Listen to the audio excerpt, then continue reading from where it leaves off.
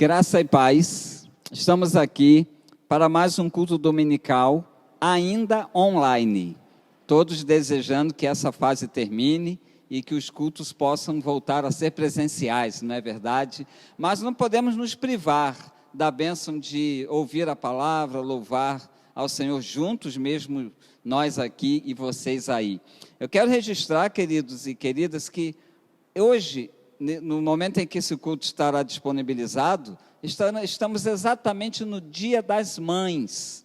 Então, eu quero começar aqui dando o meu abraço virtual, à distância, a cada mãe que está ao alcance da minha voz. Eu quero particularmente abraçar as irmãs da Igreja Congregacional de Afogados, de Bonito, e reconhecer que vocês têm um papel que nessa terra não tem nada mais sublime. É tão sublime o papel de vocês, mamães, o amor de vocês, que é uma das figuras deste mundo que a palavra de Deus usa para nos falar do amor do próprio Deus. Então, parabéns às mamães. Nós esperamos que esse seja um único Dia das Mães comemorado dessa forma, à distância, mas isso não diminui a importância de você, mamãe, isso não diminui o nosso carinho por vocês. Eu, como pastor de uma igreja, da Igreja de Afogados, me sinto assim, agraciado por contar com o carinho de muitas mães, com as orações de muitas mães.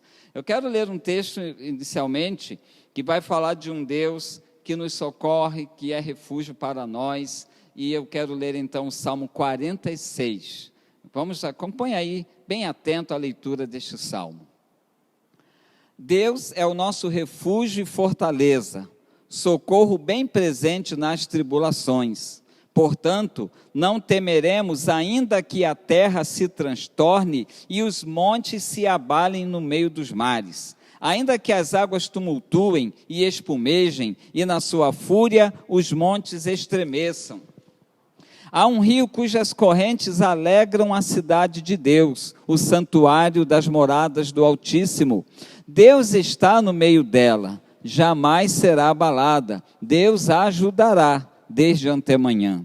Bramam nações, reinos se abalam. Ele faz ouvir a sua voz e a terra se dissolve.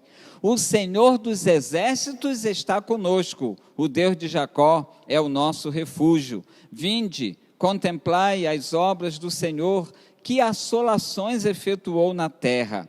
Ele põe termo à guerra e até os confins do mundo, quebra o arco e despedaça a lança, queima os carros no fogo. Aquietai-vos e sabei que eu sou Deus. Sou exaltado entre as nações, sou exaltado na terra. O Senhor dos exércitos está conosco. O Deus de Jacó é o nosso refúgio. Amados, eu tenho uma convicção muito grande de que Deus confirmou no meu coração a necessidade de continuar compartilhando nesse momento de culto palavras de fortalecimento, de conforto, de encorajamento. Ainda estamos atravessando dias difíceis, às vezes queremos ter a esperança de que está acabando a crise, e aí alguém fala que ainda nem chegamos ao pico da crise, mas o que eu quero destacar neste momento é que tenhamos chegado ou não, passado ou não pelo pico desta pandemia, nós temos um Deus que é maior que tudo que está acontecendo, é o Senhor dos exércitos, o Deus de Jacó, e a palavra diz que Ele está conosco. Portanto, aquiete o seu coração através desses louvores e louve conosco aí onde você estiver. As canções falarão da grandeza de Deus, do poder de Deus nos fazer superar dificuldades, e assim também nos falará a pregação deste culto. Então preste atenção, abra o coração e seja edificado pela sua palavra e louve a Deus juntamente conosco.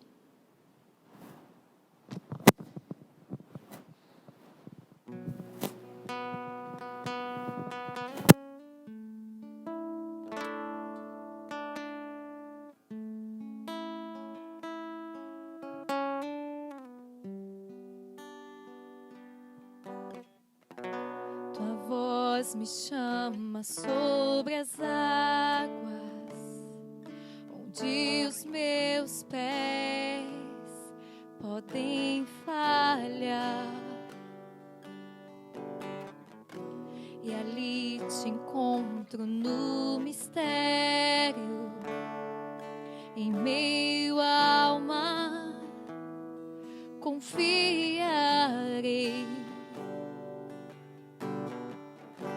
e ao teu nome clamarei, e além das ondas olharei. Se o mar crescer, somente em ti descansarei, pois eu sou teu e tu és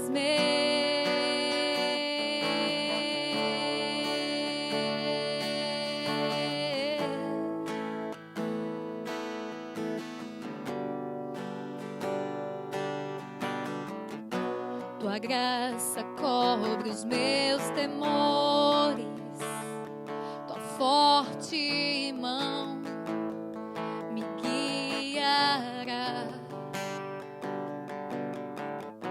Se estou cercado pelo medo, tu és fiel, nunca vais falhar.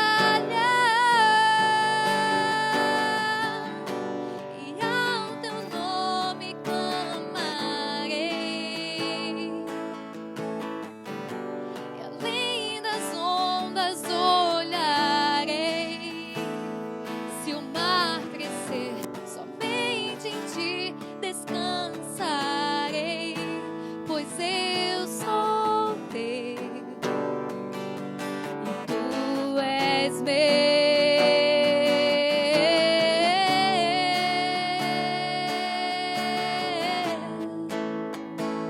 Oh, tu és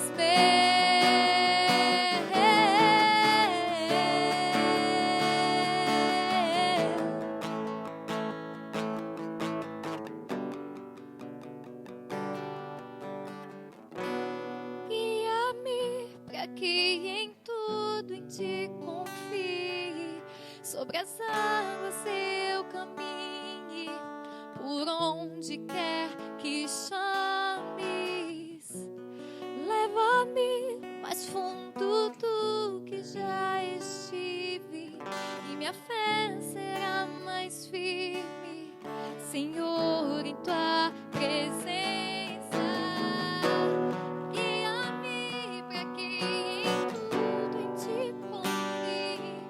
Sobre as águas eu caminhe, por onde quer que chame. Leva-me mais fundo do que já estive, e minha fé será mais firme, Senhor, em tua presença.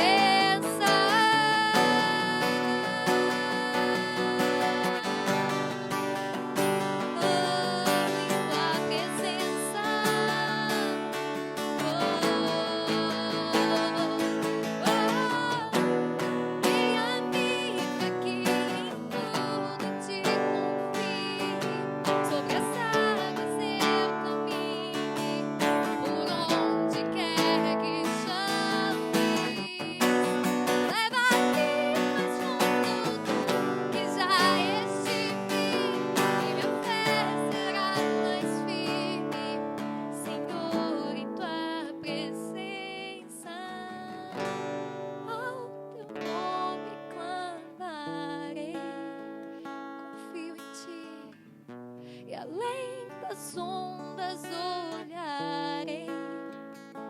Se o mar crescer, somente em ti descansarei, pois eu sou teu e tu és meu. Aleluia. Nós confiamos que tu és soberano, que tu és tremendo, que tu és poderoso, Senhor. Mesmo sem enxergarmos, o Senhor está lá. O Senhor nos ama e o Senhor cuida de nós. Tu és soberano.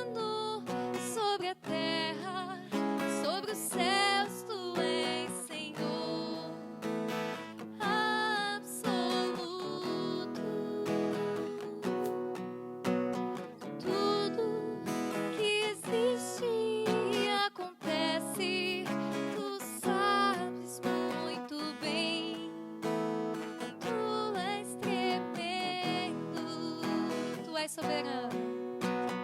Tu és soberano sobre a terra, sobre os céus. Tu és Senhor absoluto. Tudo que existe acontece. Tu sabes muito bem. Tu és tremendo. E apesar dessa glória que tens, tu te importas comigo também. E esse amor tão grande eleva-me, amarra-me a ti. Tu és tremendo. E apesar dessa glória que tens, tu te importas comigo também. E esse amor tão grande eleva-me, amarra-me a ti. Tu és tremendo. Não há Deus maior. Você crê, meu irmão, então declare: não há Deus melhor. Não há Deus tão grande como nosso Deus. Não há Deus maior. Só tu, Senhor. Não há Deus melhor. Não há Deus tão grande como nosso Deus. Criou os céus, criou a terra, criou o sol e as estrelas.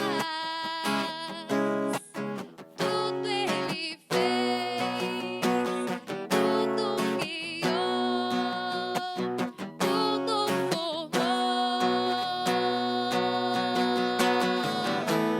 Para o céu, louvor.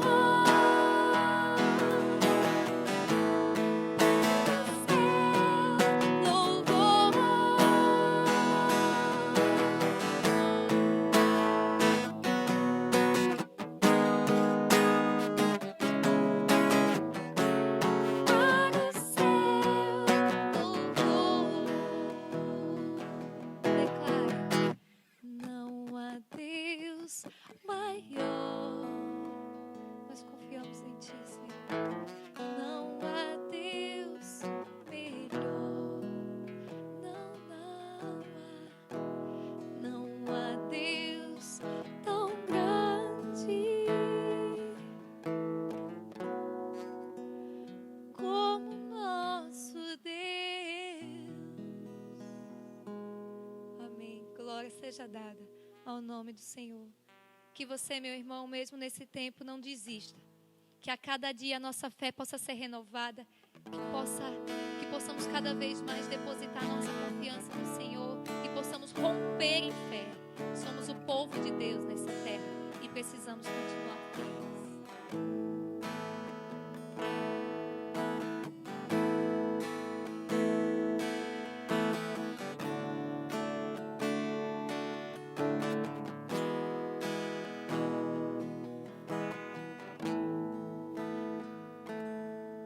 Cada vez que a minha fé é provada, tu me dás a chance de crescer um pouco mais.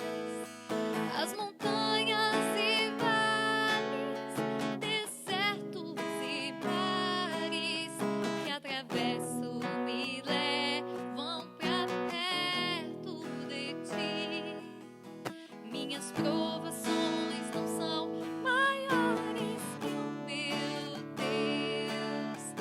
e não vão me impedir de caminhar.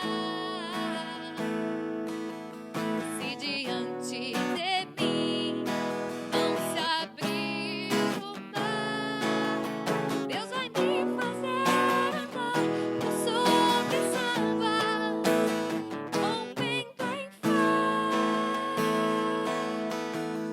minha vida se revestirá do teu poder, rompendo em sobrenatural.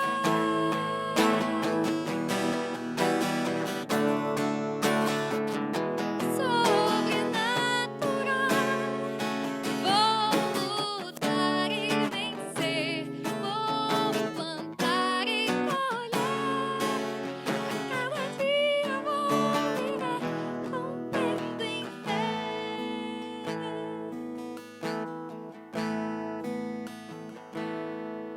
Cada vez que a minha fé é provada, tu me dás a chance de crescer mais.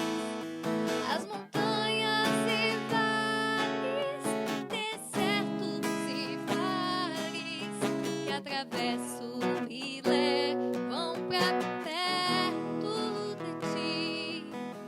Minhas provações não são maiores que o meu Deus e não vão me impedir de caminhar. Se diante de mim não se abrir o mar, Deus vai me fazer andar por sobre as águas, rompendo em fé. Minha vida se revestirá do teu poder, rompendo em fé.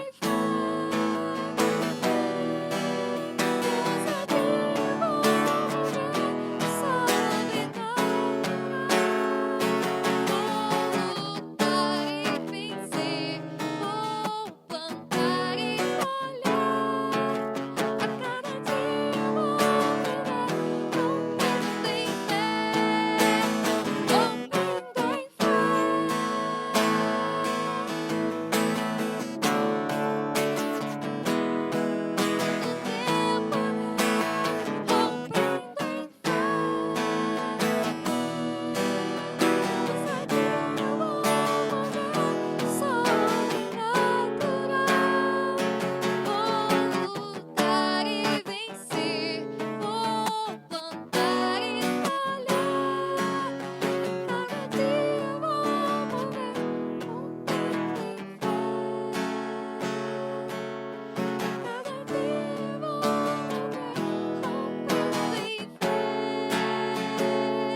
rompendo em fé.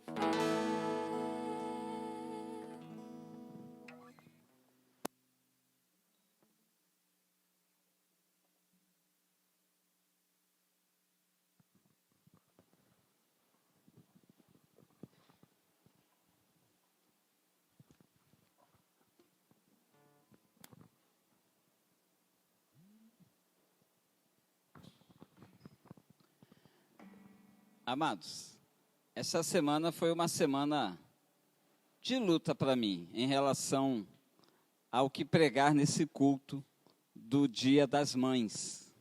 E eu confesso aos irmãos que desejei muito pregar um sermão mais voltado para o Dia das Mães, como tradicionalmente fazemos em nossas igrejas.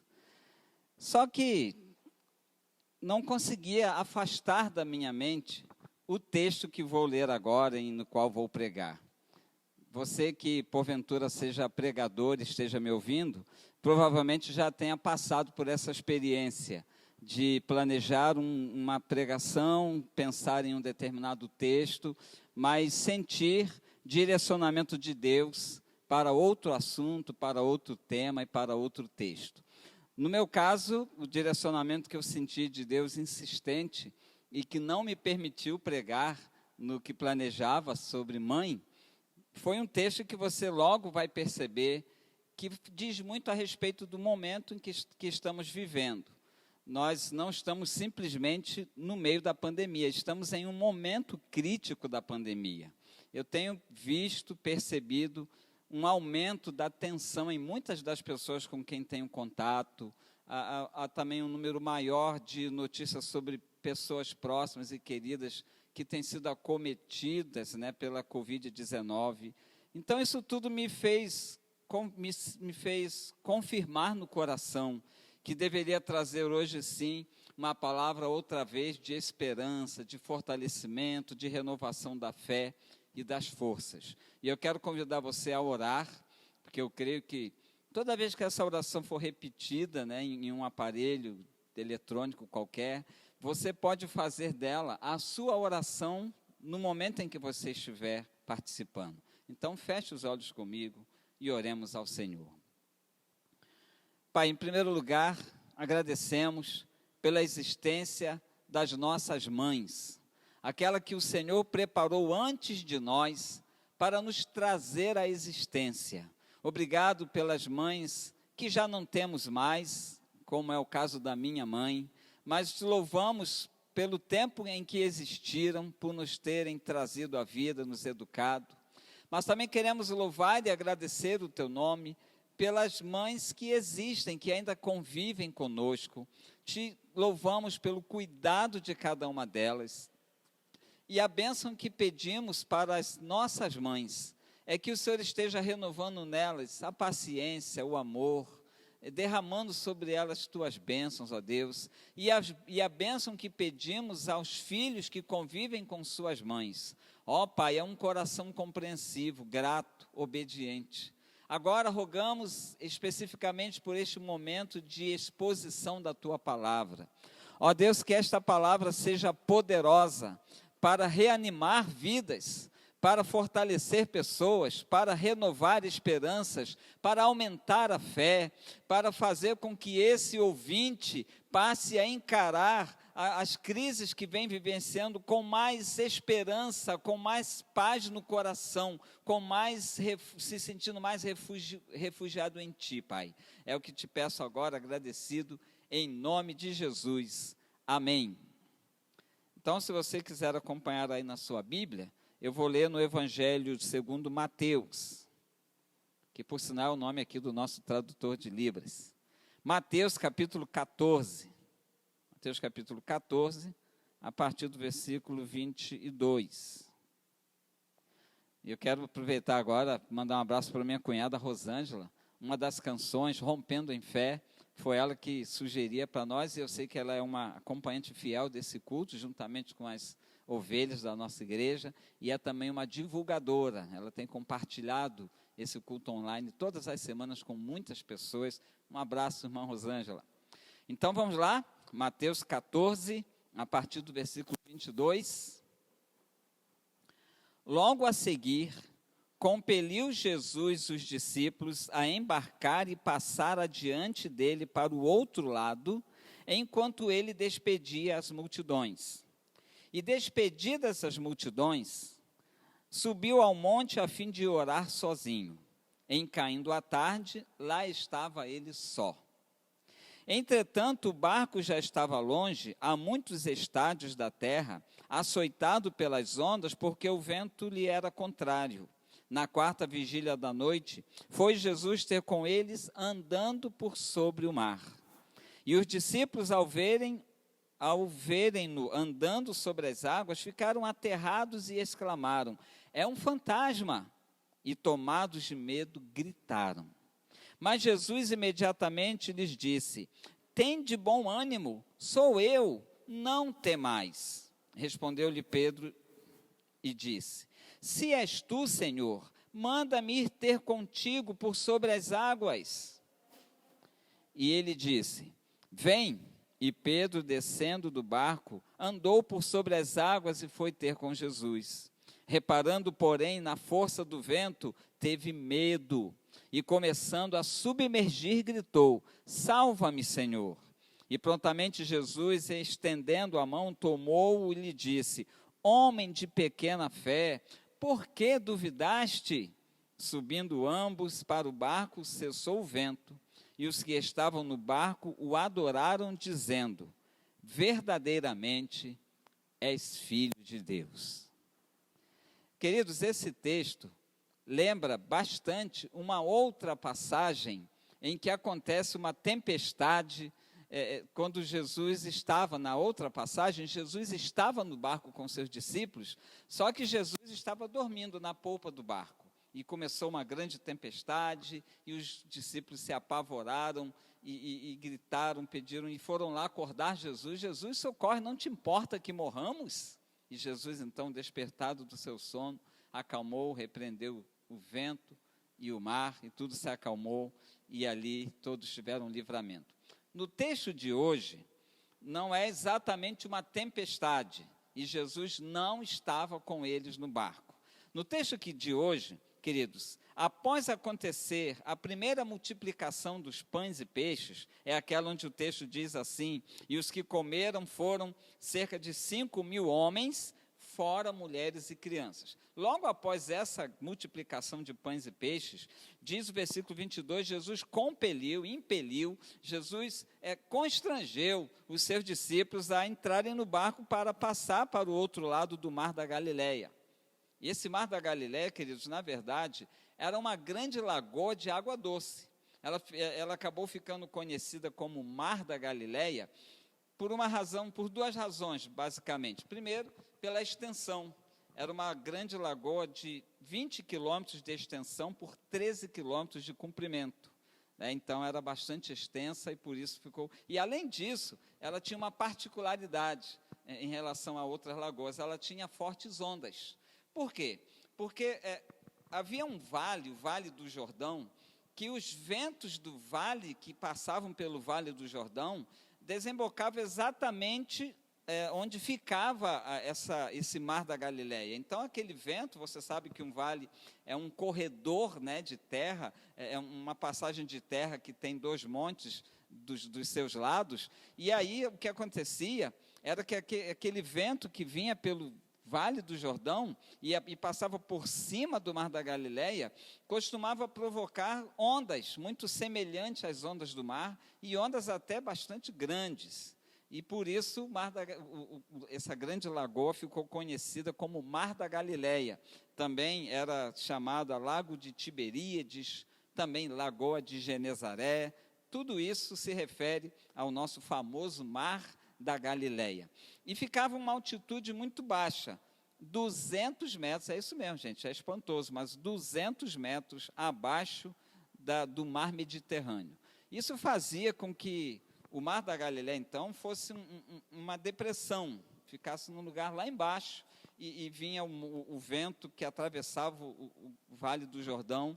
E aí, então, tudo isso, todos esses fatores conjugados, facilitavam para que no Mar da Galileia houvesse fortes ondas, temporais, vendavais. Por isso, naquele outro texto, no outro episódio, houve uma grande tempestade, e aqui o texto narra que os discípulos tentavam viajar com barco, mas o vento lhes era contrário, né? Então, veja que era um mar, uma grande lagoa, o Mar da Galileia, que era um grande desafio, mesmo para pescadores e navegadores experientes. E naquele dia, que Jesus os impeliu a ir até o outro lado, atravessando o Mar da Galileia, então eles passaram por uma turbulência. Diz o texto que o vento lhes era contrário, e isso causou apreensão entre eles. Foi aí que Jesus resolveu, então, ir ao encontro deles, e quando Jesus foi, aconteceu esse milagre, né, muito conhecido, muito difundido, em que Jesus foi até eles andando por cima da água, e Pedro, ao perceber que era Jesus e não um fantasma, então Pedro fez esse apelo: Jesus, se é o Senhor mesmo, me permita andar também até onde o Senhor está. E Jesus permitiu que Pedro andasse até ele. Porém, Pedro, apesar da ousadia, do desafio de fé, quando reparou que o vento estava muito forte, como se diz na nossa linguagem bem popular e um pouco antiga já, amarelou. Ele começou a perceber: meu Deus, está ventando muito, será que eu vou conseguir continuar andando por cima das águas? E esse medo custou muito caro para Pedro, porque medo representa a ausência de fé, pelo menos medo nesse nível de achar que vamos ser superados pela dificuldade. E aí Pedro afundou, submergiu, foi socorrido por Jesus, e nós vamos extrair algumas lições dessa passagem que acabo de resumir rapidamente para os irmãos. Uma lição preciosa que a gente aprende aqui, e a primeira que eu quero ressaltar, é que mesmo estando engajados na obra do Senhor, continuamos sujeitos a adversidades, tempestades, provações. Eu sei que para muitos ouvir isso vai parecer algo óbvio, já conhecido, mas na prática não parece ser algo tão fácil assim de ser assimilado. Sabe por quê? Porque você já deve ter ouvido alguém dizer coisa parecida com isso. Eu trabalho tanto na obra do Senhor, eu faço tanto pelo meu próximo, e por que então estou passando por todo esse sofrimento? Eu duvido que você já não tenha ouvido alguém lamentar desse jeito. A impressão é que muitos acham que se eu sou alguém dedicado à obra do Senhor, que trabalho para Deus, que me esforço pelo meu próximo, então eu estou isento de grandes problemas. Seria uma justiça de Deus, eu, um servo dedicado, ter que enfrentar sofrimentos terríveis nessa vida. Mas veja que os discípulos haviam acabado de passar por um trabalho que exigiu muita cooperação e muita fé, que foi a multiplicação dos pães e peixes para 5.000 homens se alimentarem. Só que depois disso, eles acabaram de passar por uma experiência em que trabalharam exaustivamente. Aquele tinha sido um dia cheio de atividades. E aí, queridos, o que aconteceu foi que logo depois desse momento de trabalho e cooperação com o mestre, eles passam por esse momento em que se sentiram assustados, sós, abandonados por um momento, porque estavam lá tentando remar contra a maré e Jesus não estava lá com eles. Isso então me ensina o seguinte: o fato de eu ser um obreiro de Deus, ou ser alguém dedicado ao Senhor, ou ser alguém que me dedica ao próximo, não me isenta de enfrentar lutas que outras pessoas enfrentam nesta vida. Então não pense que por você estar fazendo a obra de Deus está isento. No versículo 21, no versículo 21, um pouco antes do texto que nós lemos, fala do final da multiplicação dos pães e peixes, e no 22 fala assim: logo a seguir, aconteceu isso tudo. Uma segunda lição que eu quero destacar aqui, é que foi o próprio Cristo que os impeliu a embarcar. Agora eu lhe pergunto, você acha que Jesus não sabia que eles iam passar por aquele aperreio, por aquela dificuldade no meio do mar da Galileia? Jesus sabia, mas mesmo assim disse a eles: vão, entrem no barco, eu quero que vocês atravessem o mar da Galileia e vão até o outro lado. Isso me ensina que nem sempre a crise que eu estou atravessando é causada pelo meu pecado. Nem sempre o problema que nos assola é de autoria do diabo ou de seus anjos. Às vezes, querido, quem nos lança para o meio do problema, pasmem, é o próprio Deus. No outro episódio lá, que eu mencionava no início, onde houve uma tempestade que quase afundava o barco, foi também Jesus que levou os seus discípulos a navegarem até o local onde enfrentaram a tempestade. Mas por que, em alguns momentos, Jesus nos guia a lugares onde vamos enfrentar tempestades? Existem muitas razões, mas algumas delas vão ficar claras na continuidade dessa reflexão. Então, a primeira lição é que mesmo que você seja alguém dedicado, trabalhador na obra do Senhor, evangelista, que faz o bem ao próximo, você está sujeito a enfrentar as tempestades desta vida. Uma segunda lição é que muitas vezes é o próprio Jesus Cristo que nos impele, que nos faz enfrentar dificuldades e tem propósitos em nos fazer enfrentar dificuldades. Terceira lição que eu extraio desse texto: mesmo Jesus estando conosco, haverá momentos em que teremos sensação de solidão e até de abandono. O mar não não facilitava a vida daqueles discípulos, eles não conseguiam avançar porque o vento lhes era contrário, e Jesus fisicamente não estava lá com eles. No versículo 23 nos informa que, depois de Jesus os ter impelido a irem para o barco e atravessar o mar, nos diz que Jesus, despedindo as multidões, subiu ao monte a fim de orar sozinho. E em caindo a tarde, lá estava ele só, no monte, orando. Mas observe o que Jesus estava fazendo enquanto os seus discípulos se sentiam privados de sua presença. Jesus estava exatamente orando. E eu acredito muito firmemente que Jesus orava por seus discípulos. Meus amados, quando você tiver a sensação de que Deus não está com você, de Jesus não está por você, Ele está monitorando a sua situação.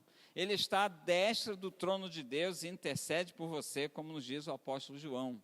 Jesus, ele está presente conosco, independentemente do quanto sintamos a sua presença, independentemente do quanto nos emocionemos ou nos lembremos de que ele esteja ali. Jesus estava no monte orando, mas estava plenamente ciente do que seus discípulos estavam enfrentando lá no barco. Prova disso é que Jesus resolveu aproximar-se e ir até o barco exatamente no momento de medo.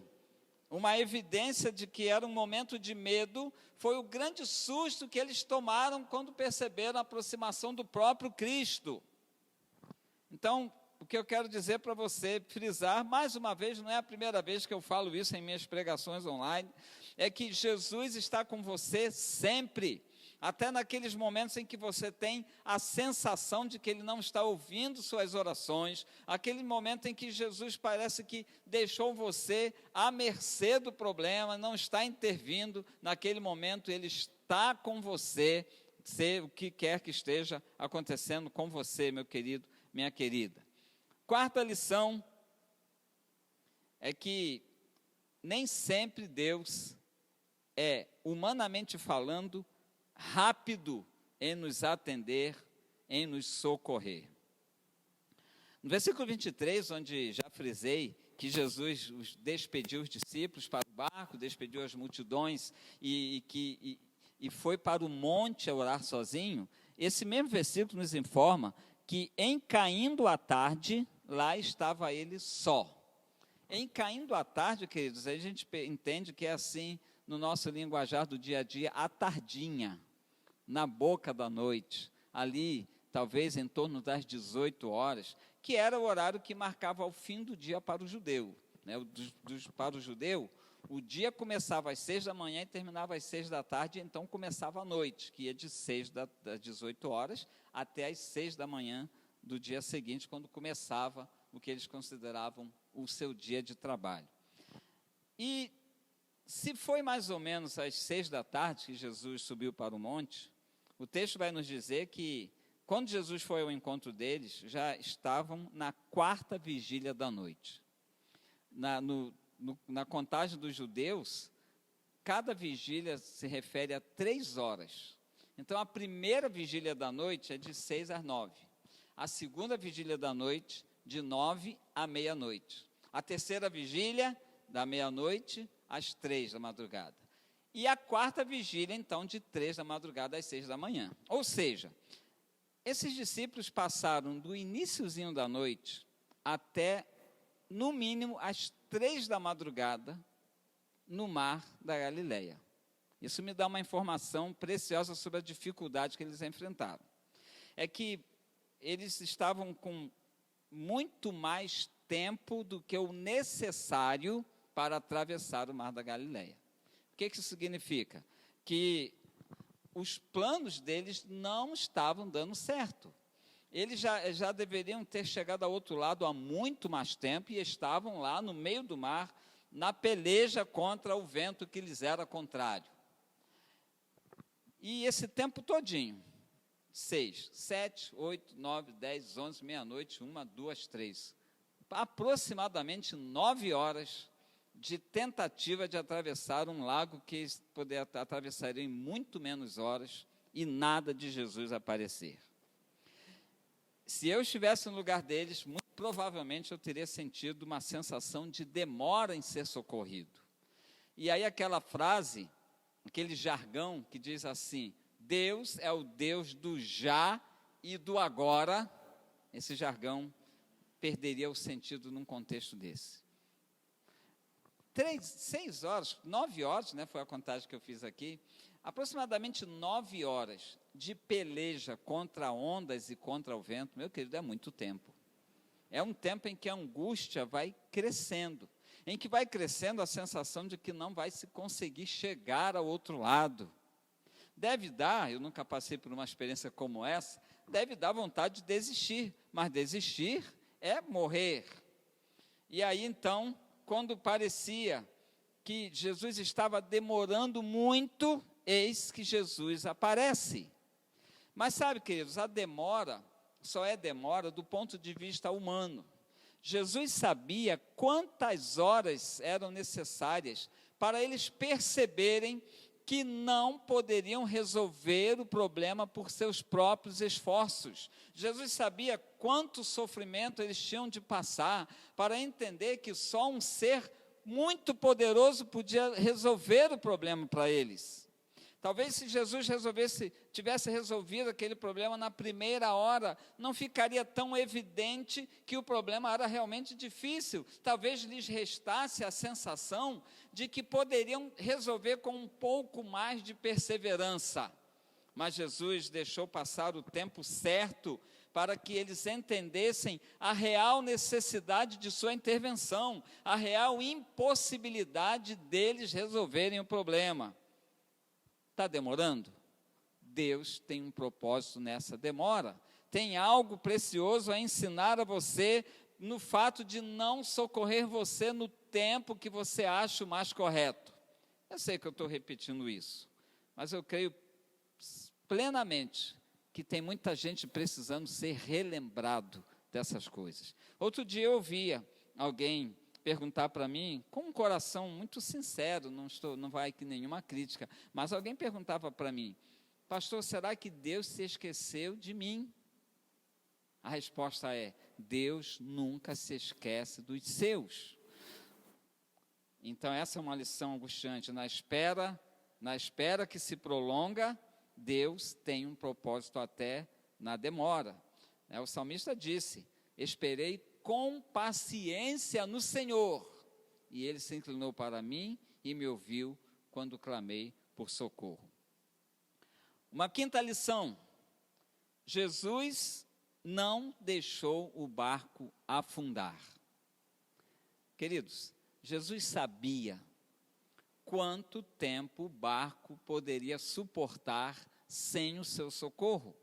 Quanto tempo os seus discípulos poderiam suportar sem sua intervenção.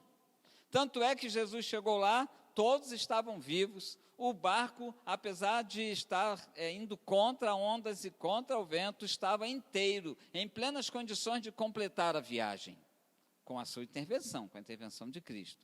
Então, queridos, Deus, Ele deixa, às vezes Ele permite que o problema piore, mas não permite que sejamos vencidos pelo problema.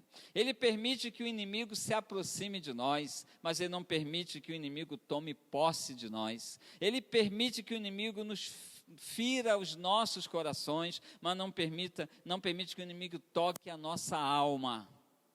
Ele permitiu que o barco sofresse, os discípulos dentro dele, mas Ele não permitiu que o barco afundasse. Tenha essa certeza com você. O seu barco pode parecer que vai afundar, mas não vai afundar, porque Jesus está no controle. Existe uma ilustração que ultimamente tem transitado aí nos nossos grupos de redes sociais. É uma ilustração que fala de um menino que está no meio, num avião. Eu conhecia numa versão mais antiga, o menino estaria no meio de um barco, e numa versão moderna ele está num avião.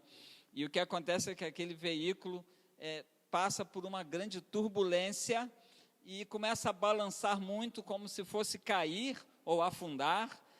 E todas as pessoas ficam desesperadas, tentando se agarrar ao que pudesse, e clamando cada um pelo seu Deus, pela sua religião. E aí começaram a perceber que havia um garoto no meio daquela multidão aflita, que parecia muito tranquilo, que parecia não estar percebendo a dimensão do perigo daquele momento. E aí alguém chegou e perguntou: menino, na nossa linguagem nordestina aqui, deixe de ser abestalhado. Você não percebe que todos estamos em pânico e você aí brincando tranquilamente? E aquele menino: não, calma, eu estou percebendo, estou vendo, está balançando, tremendo, eu sei, parece que vai... Então, por que você está tão tranquilo? E sabe, né, queridos, a tranquilidade de se torna uma agressão para quem está aflito. Mas aí o menino respondeu assim para aquelas pessoas aflitas: não, eu sei sim, eu estou vendo, a tempestade está muito forte, a turbulência está terrível, mas não tem problema não, o meu pai é o piloto dessa embarcação. E aquela resposta foi suficiente para que aqueles adultos entendessem uma coisa: quando eu confio no piloto, eu tenho certeza para onde ele vai me conduzir. Eu tenho certeza que ele é capaz de superar as ondas do mar, no caso de um barco, ou a turbulência de uma ventania, se for um avião, e ele é capaz de me conduzir até local seguro. Você tem essa confiança em Jesus? Ele tem sido o piloto da sua vida. Eu quero concluir com uma última lição dizendo o seguinte: que ao final de tudo, depois que você atravessa pela tempestade, rema contra a maré, sofre a pressão do vento que lhe é contrário, depois que você se assusta, tem medo, chora, se sente sozinho, abandonado, acha que Deus demorou a te socorrer, aí Jesus vem manifestar o seu propósito. E qual foi o grande resultado dessa crise que os discípulos atravessaram e da intervenção dele? O propósito está lá no versículo 33. Versículo 33, os discípulos dizem assim: este verdadeiramente é Deus, é Filho de Deus. Eles afirmam assim para Jesus: verdadeiramente és Filho de Deus. Eles reconheceram a grandeza daqueles que estavam com ele, a presença contínua daqueles que por um momento parecia não estar com eles. Era Deus, era o Deus a quem eles serviam, era o Deus em quem eles criam. E aqui fica uma reflexão muito importante também. Eles não creram que Jesus era simplesmente um Deus, mas que era o Deus deles.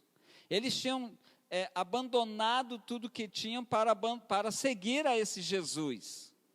Então, quero dizer o seguinte para você. Talvez pareça implicância minha para com alguns, mas eu preciso dizer que não basta você crer que Jesus é Deus.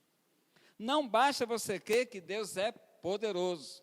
Não basta você crer que Deus é bom, socorre, que intervém, que tem um propósito em cada sofrimento, porque isso tudo tem a ver com Ele ser o seu Deus, o seu Deus. Porque se Ele não for o meu Deus, eu posso até acreditar que Ele seja um grande Deus, mas eu não tenho a convicção de que Ele é quem conduz a minha vida.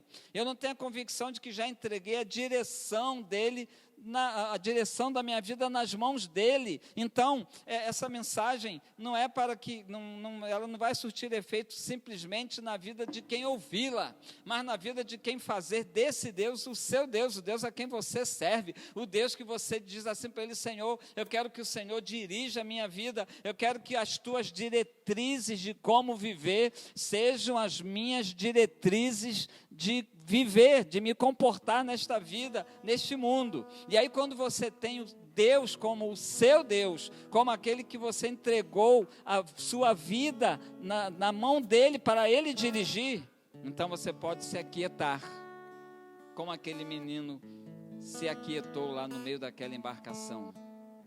Porque o Salmo 46, que nós lemos no início, eu vou voltar a ele agora, e eu vou reler um dos versículos do Salmo 46. Preste bastante atenção. Aquietai-vos e sabei que eu sou Deus. Aquieta seu coração na presença do Senhor. Mas como? Só pelo mero ouvir? Não. Aquietar é assim. Deus, olha, talvez eu venha vivendo, ou melhor, talvez eu não venha vivendo a minha vida como se o Senhor fosse o Deus que dirige a minha vida. Talvez eu não venha fazendo do Senhor a confiança maior que eu tenho. Então, Pai, vem ser o meu Deus. Eu entrego a minha vida para que eu seja teu servo, para que o Senhor mande e eu obedeça, para que o Senhor seja o meu refúgio. Eu quero me aquietar na certeza de que o Senhor é Deus e que o Senhor está na direção da minha vida. É difícil, mas peça assim, Deus, ainda que o Senhor precise me amarrar a Ti para que eu não me afaste de Ti, mas eu quero ser Teu. Eu quero que o meu coração seja Teu, ainda que meu coração busque outros deuses deste mundo. Medite seriamente na letra desta maravilhosa canção.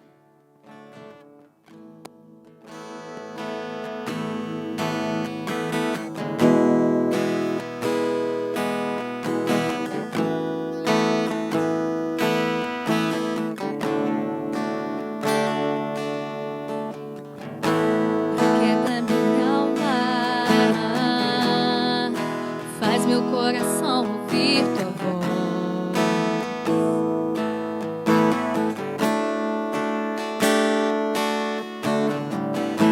Me chama pra perto,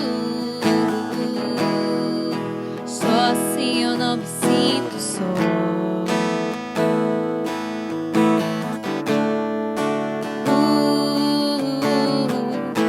Aquieta minha alma, faz meu coração ouvir tua voz.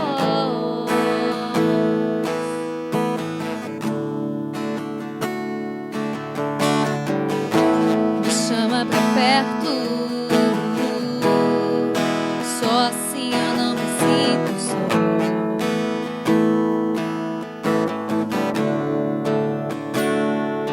Porque na verdade eu descobri que tudo que eu preciso está em Ti.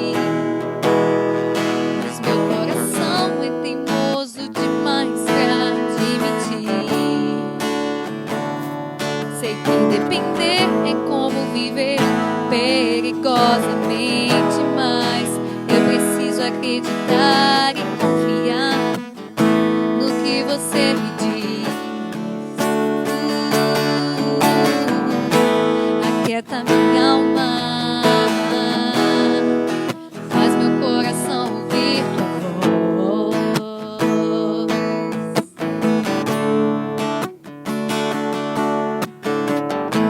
Me chama pra perto, só assim eu não me sinto só.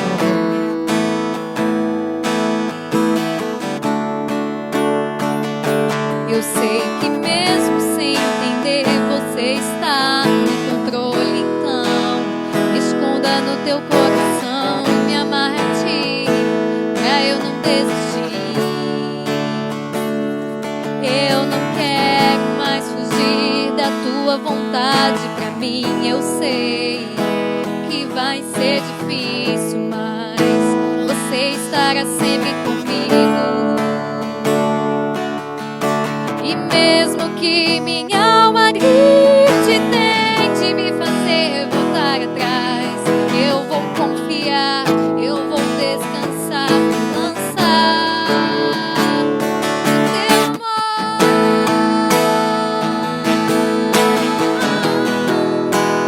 O teu amor, Senhor.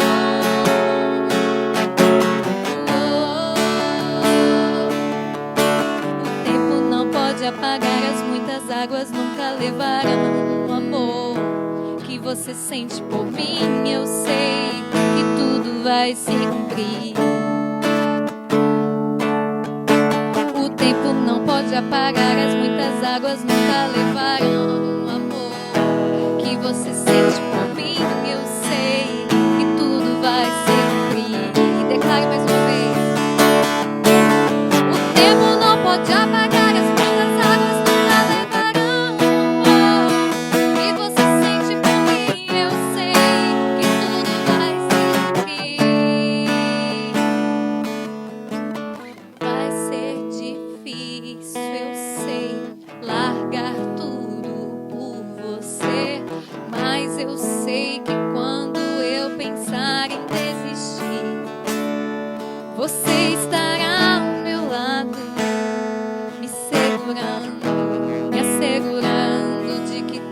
vai ficar bem. Tudo vai ficar bem. Vai ser difícil, eu sei, largar tudo por você, mas eu sei que quando eu pensar em desistir, você estará ao meu lado, me segurando, me assegurando de que tudo vai ficar bem. Tudo vai ficar bem. E se eu cair, a tua mão me levantará.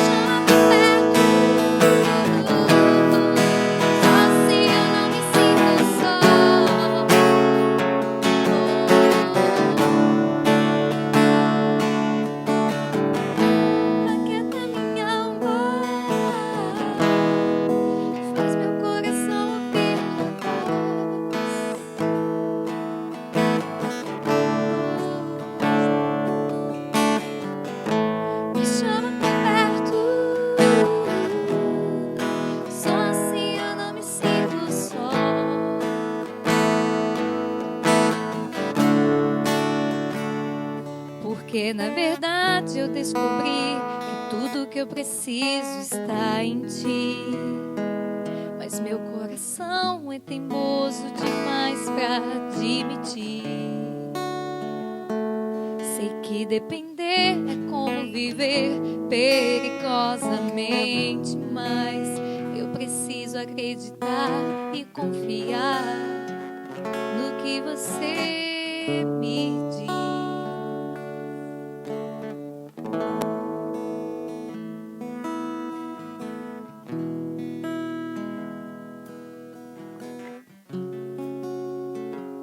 Quando estiveres preocupado, em meio a más notícias, sofrendo perdas, aquieta o seu coração nos braços de Deus.